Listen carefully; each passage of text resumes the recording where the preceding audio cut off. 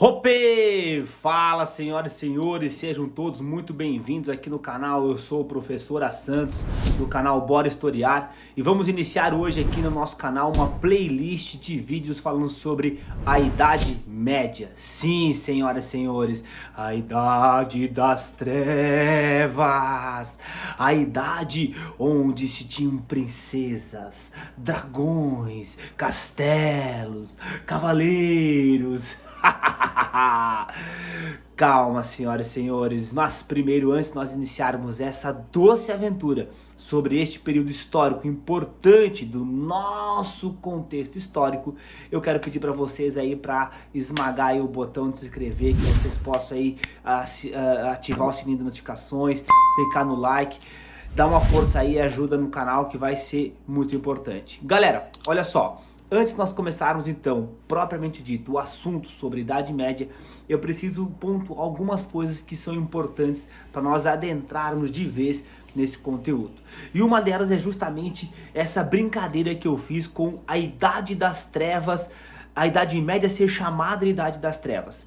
Porque por muito tempo, até os historiadores utilizavam esse termo identificava esse período histórico, mas hoje, no nosso contexto atual, com a historiografia atual, não é mais utilizado esse termo. Ele acabou caindo em desuso por várias questões, dentre elas um próprio preconceito, que foi justamente dito por quem veio logo subsequente à Idade Média, que é a Idade Moderna. Então, na Baixa Idade Média, veremos hoje o que é alto e o que é Baixa Idade Média. Na transição da Idade Média para a Idade Moderna, quando houve o renascimento cultural, comercial, urbano, esses renascentistas, então, esses humanistas, eles olhavam para o seu passado imediato e não gostavam do que viam. Pois eles viam um período em que a economia era praticamente agrária, em que as pessoas viviam nos feudos, em que não houve grande construção intelectual, as universidades estavam vinculadas à Igreja Católica. Então tudo isso fez com que os humanistas olhassem para o seu passado imediato e falassem: que idade das trevas, só tivemos problemas, só tivemos coisas ruins. Já olhando para o seu passado lá longínquo, eles viam as sociedades greco-romanas, a civilização greco-romana, e lá foi a fonte de inspiração para os humanistas. Então é justamente por isso que eles davam esse caráter pejorativo de Idade das Trevas para a Idade Média. Mas sabemos que não foi só um período em que houve invasões, guerras e mortes. Sim, tudo isso houve, mas também houve construção intelectual, a formação das línguas que hoje são faladas em quase todo o mundo, as próprias fronteiras da Europa Ocidental foram delimitadas nesse período da Idade Média. Então o primeiro ponto é que a Idade das Trevas não é mais um termo que você deve utilizar para identificar a Idade Média. Segundo ponto importante sobre esse assunto, antes de nós cairmos de cabeça, é que você tem que conhecer essa linha do tempo. Essa linha do tempo, ela foi feita muito depois que terminou a Idade Média. Então ela ainda é uma linha do tempo que é importante. Você tem que saber, na sua prova de concurso, do Enem, vestibular, você tem que saber esse conteúdo, você tem que saber essa linha do tempo, mas ela ainda nos dá ensejo, nos deixa margem para muitas críticas. E a primeira crítica que se dá é sobre a divisão que está entre pré-história e história. Pois para essa divisão da história, tudo o que aconteceu antes do surgimento da escrita, antes dos sumérios terem inventado as escritas cuneiformes, tudo isso é pré-história, nem história é. Só é história depois do surgimento da escrita, o que já dá ensejo para um monte de críticas. Mas calma, não vamos entrar nesse assunto, você nem precisa saber desses meandros, só saiba que há sim uma crítica sobre essa divisão entre o que é pré-história e o que é história. Então o que vem a ser história, mais ou menos 4.000 anos antes de Cristo, quando os sumérios inventaram a escrita, foi dividido em 4 grandes períodos. A Idade Antiga, que termina hoje aqui nessa aula no canal com a queda do Império Romano Ocidental, dando início à Idade Média. O nosso conteúdo dessas playlists que vamos fazer daqui para frente 10 séculos e ela termina com a Idade Moderna, que é a queda do Império Romano Oriental. Teremos uma aula só para falarmos sobre os povos bizantinos, sobre a queda de Constantinopla para os turcos otomanos. Dando início então à Idade Moderna, que é um período das grandes navegações, a expansão marítima, comercial europeia. E a Revolução Francesa marca o fim deste período da Idade Moderna, dando início à Idade Contemporânea, a idade a qual nós nos encontramos atualmente. Então, eu preciso saber isso aqui de cor? Que merda, hein? Sabia não? Por que, professor? Por que fazes isso comigo? Calma, calma, calma. Deixa eu dar um alento para o seu coração. Hoje, nas provas de história, não precisa mais você ter na ponta da língua, você ter decoradinho nome de personalidades históricas, não precisa saber datas, não, calma, calma. Quando cair isso em prova, vai estar certo. O examinador hoje não quer mais saber se você sabe de cor qual é a personagem histórica que chegou na América, ou em que ano chegou-se ao Brasil, ou quando houve a tomada de Ceuta. Não, não, não, eles não querem saber essas datas. O que eles querem saber é o contexto. O que eles querem saber são as causas, as consequências, aquilo que está envolto, o que está em volta dos fatos históricos. Isso sim é muito importante. Então, hoje, a história, não se prenda, não fique agarrado, amarrado a nome de personalidades, a datas, não, fica tranquilo. Quando cair isso na prova, vai estar certo. Tá bom. Eles não estão mais fazendo as pegadinhas a esse nível de trocar uma data para dar uma negativada na questão. Tranquilo? Quer dizer, salvo a prova da ESA, que é sargento do Exército Brasileiro, esta ainda cobra algumas decorebas. Mas essa é uma prova muito peculiar, ela tem uma característica muito dela, assim, então não dá pra... Quem estuda para essa tem que estudar para ESA. Mas os demais concursos, Enem inclusive, que são questões mais elaboradas, contextualizadas, com um texto que dá aquela... faz você interpretar a questão, tem que saber o contexto. Mas... Porém, contudo, todavia, tem um detalhe que você tem que ficar muito atento com relação a datas e com relação a fatos históricos. Porque nós estamos aqui com a linha do tempo da história. E esses períodos da história, você tem que ter ele decorado. Eu falei isso para você antes, que você tem que saber, que você tem que entender. Porque ainda são feitas questões que fazem essa brincadeira com esses períodos históricos. Quer ver? Vou te dar um exemplo. Já caiu, tá? Já caiu assim, ó. Na Alta Idade Média, veremos hoje o que é, tá? Na Alta Idade Média, o período em que os europeus se lançaram nas grandes navegações... Opa! Peraí! Não tem nada a ver. A Alta Idade Média é quando o Império Romano do Ocidente cai, surgem os feudos, não tem nada a ver com a expansão comercial europeia, marítima europeia, que aconteceu aqui na Baixa Idade Média e início da Idade Moderna. E, inclusive, as grandes navegações é a característica da Idade Moderna.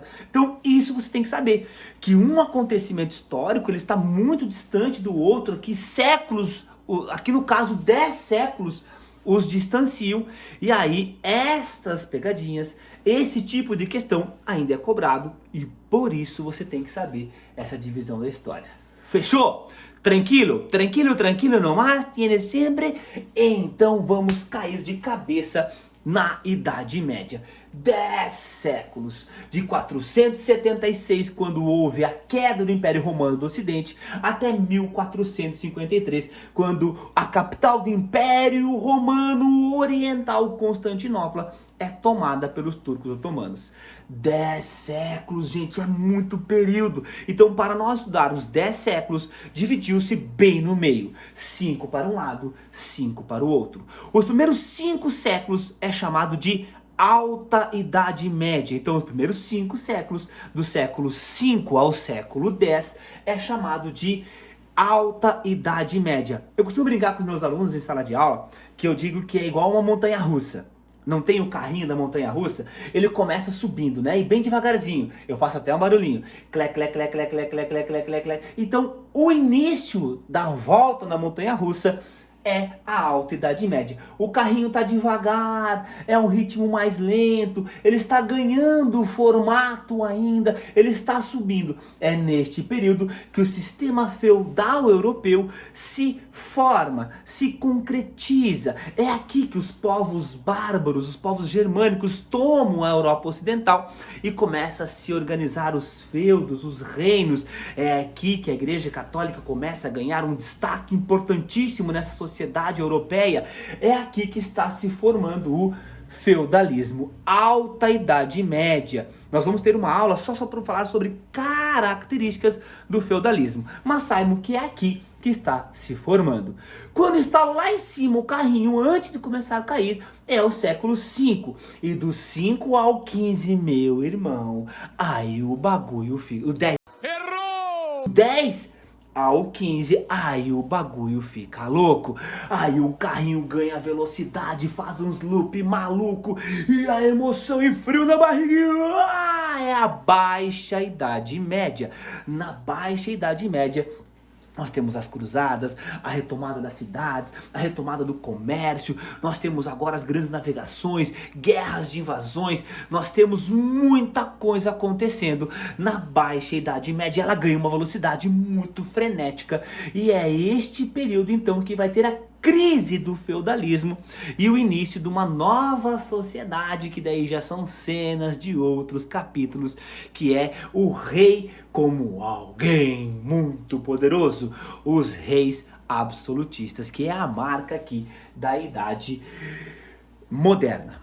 Tranquilo? Beleza? Então a divisão entre Alta e Baixa Idade Média, tamo de boa.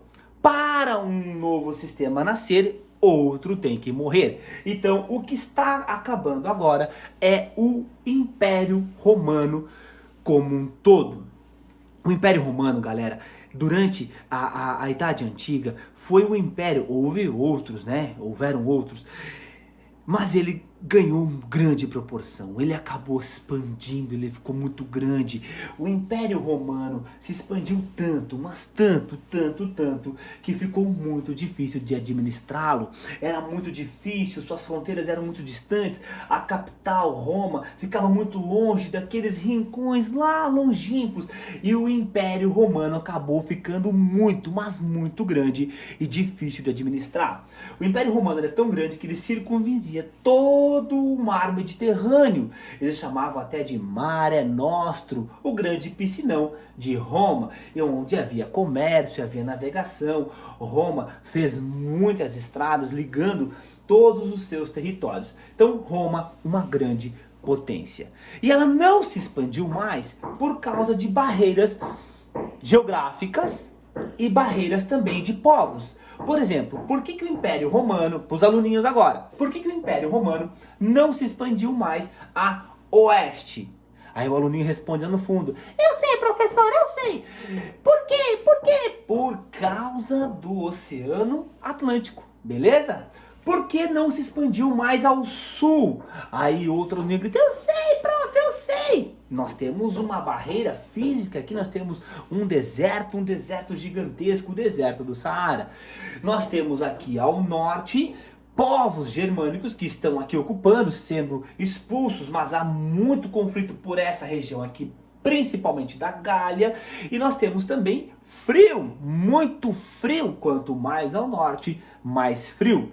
E a leste, nós temos, além da distância da capital, nós também temos aqui povos orientais que também fazem uma barreira com relação ao avanço, à expansão romana. E foi essa não capacidade de expansão que gerou um dos principais problemas internos que levou à crise e depois à queda do Império Romano. O Império Romano, então, já não conseguia se expandir mais, já não tinha força para expandir o seu território e acabou ficando num período de paz. Esse período de paz é chamado de Pax Romana. Esse período de paz fez com que Roma parasse de conquistar, parasse de invadir e começasse a administrar os seus territórios. Uma das formas de administrar foi dividindo o território ao meio. Criou-se então o Império Romano Ocidental, com a capital em Roma, e o Império Romano Oriental, com a capital no que veio a ser depois Constantinopla, mas quando foi criado era a cidade de Bisos, dos povos bizantinos. Teremos uma aula, acho que é a terceira aula, se eu não me engano, que é sobre os povos bizantinos, sobre o Império Romano Oriental. Este Império Bizantino aqui, a Roma Oriental, ela suportou, ela ficou ainda sendo o reduto do Império Romano por 10 séculos. Só em 1453 foi que o Império Romano Oriental cai quando os turcos otomanos tomam Constantinopla. Temos uma aula sobre isso, já falei, e Constantinopla hoje é Istambul, capital da Turquia. Mas o Império Romano Ocidental vinha sofrendo muito, mas muito, principalmente com as invasões germânicas, com os bárbaros germânicos que vinham invadindo do norte. Internamente, ela estava com uma crise muito grande, que é chamada a crise do escravismo. Olha só, toda a economia romana tinha como base a mão de obra escrava. Mas eu quero que você se desprenda um pouco da ideia de escravidão, igual ocorreu aqui no Brasil, essa escravidão mercantil, essa escravidão em que principalmente os portugueses, mas o europeu como um todo, ia buscar escravizados na África e trazê-los aqui para a América para ser a mão de obra. Não foi essa a escravidão. A escravidão aqui, que houve a crise do escravismo, ou seja, a falta do escravo, foi porque Roma parou de invadir e conquistar novos territórios. Roma, quando conquistava novos territórios, quando invadia os novos territórios, ela pegava os povos vencidos e escravizava, utilizava a sua mão de obra. E essa mão de obra era a mão de obra da agricultura, comida, que fazia mineração, então moedas. Toda essa mão de obra era escrava. Agora, Roma não está mais conquistando povos, não está mais escravizando povos, está faltando mão de obra, tudo ficou mais caro, tudo ficou mais difícil, ao ponto de chegar a faltar comida. Sim, faltou comida para o povo que vivia dentro do Império Romano. Cagado de fome. Então você imagina internamente uma dificuldade em administrar o território, crise financeira, crise econômica, crise de abastecimento, tem gente passando fome, não tá fácil, e ainda para piorar, externamente haviam as invasões dos povos germânicos bárbaros. Então foram dois fatores principais, claro, há outros, mas dois principais que fizeram o Império Romano cair, ruir. Internamente, a crise do escravismo, em razão da Pax Romana. Externamente, o segundo motivo, as invasões bárbaro-germânicas. Isso o Império Romano Ocidental, porque o Oriental, brother, o bagulho tá louco. Constantinopla tem comércio, ele tem navegação, tem um grande imperador. Então o Oriente tá 10 séculos, vai se suportar, vai ainda ser o reduto da cultura, na verdade greco-romana, né? Porque eles tinham muito do grego também, mas da cultura do Império Romano. O Ocidente, não, o bagulho tá louco, eles estão sofrendo invasões internamente, crise de administração, houve várias tentativas, houve o primeiro triunvirato, o segundo triunvirato, e depois tiveram, foi um caos, mas Roma não está mais suportando as invasões bárbaros germânicas. E por que esses bárbaros germânicos decidiram invadir Roma? Esses povos foram expulsos de seus territórios originários.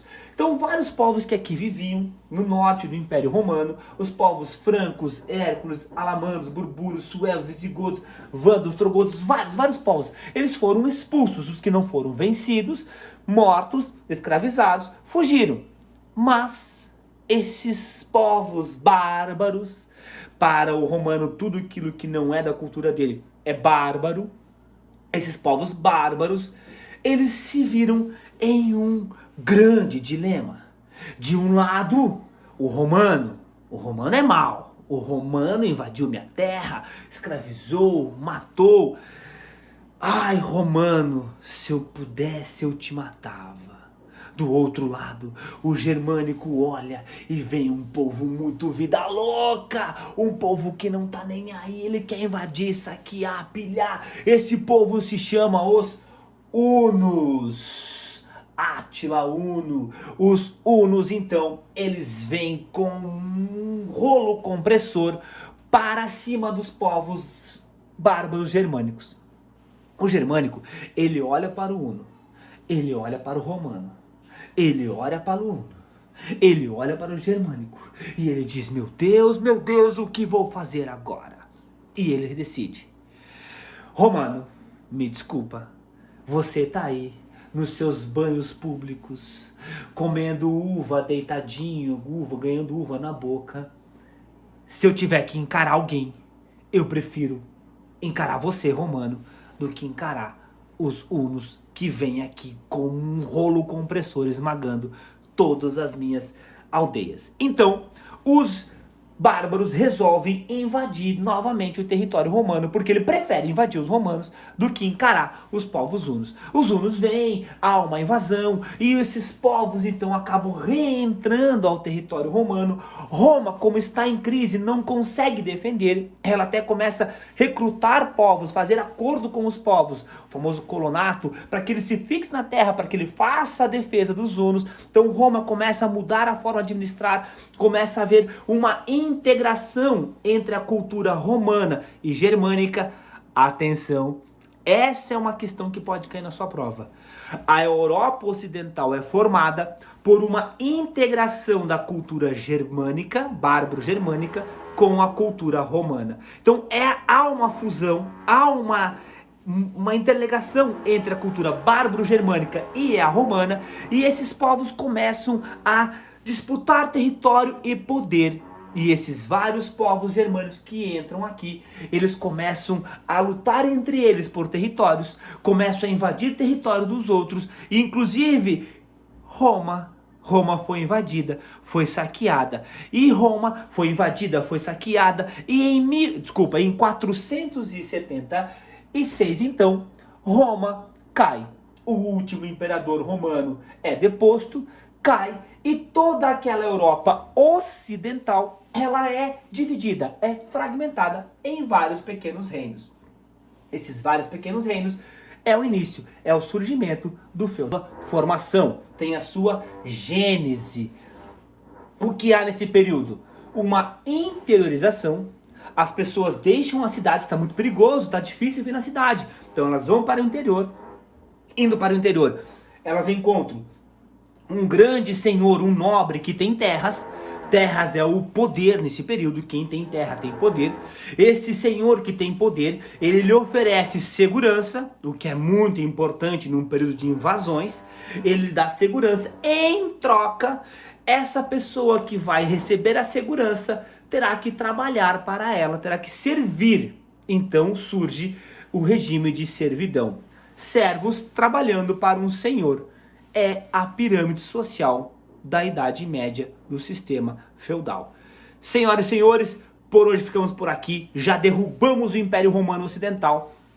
Já estamos com a Europa Ocidental toda dividida em pequenos reinos. E na aula que vem, então na aula 2 dessa série sobre a Idade Média, nós vamos falar sobre os povos francos. Um dos reinos que se formou, que ganhou muito poder, ganhou muita notoriedade, por causa de um acordinho gloob-gloob do coração que o rei franco, um rei Clovis, chamado Clovis, fez com o Papa, com a Igreja Católica. Muito obrigado por ter ficado até aqui. Se esse vídeo te ajudou, clica no gostei, dá um joinha aí, curte a gente e nos vemos aí. Um abraço, até mais.